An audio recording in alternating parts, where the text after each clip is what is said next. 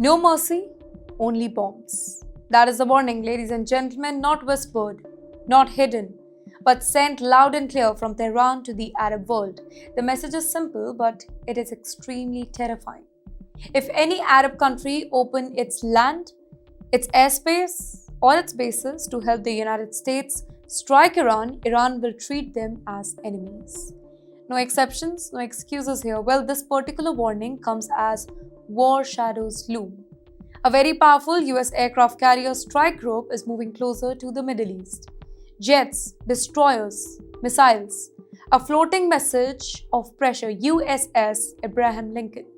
And Iran is responding not with silence this time, but with threats. Iran is saying that we will not be surrounded. Iranian leaders say that Washington is pushing the region towards chaos.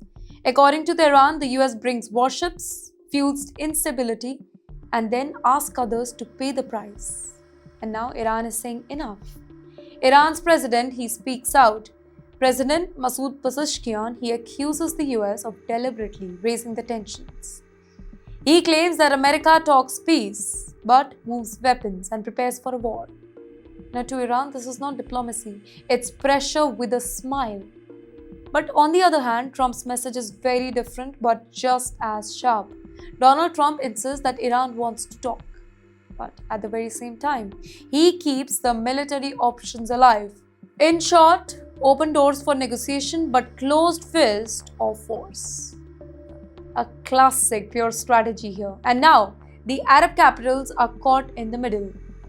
It includes Saudi Arabia, the UAE, Qatar, Bahrain, US partners and Iran's neighbors. All are being forced to answer just one question: whose side are you on? Only if the war breaks. Iran's warning, it is strategic.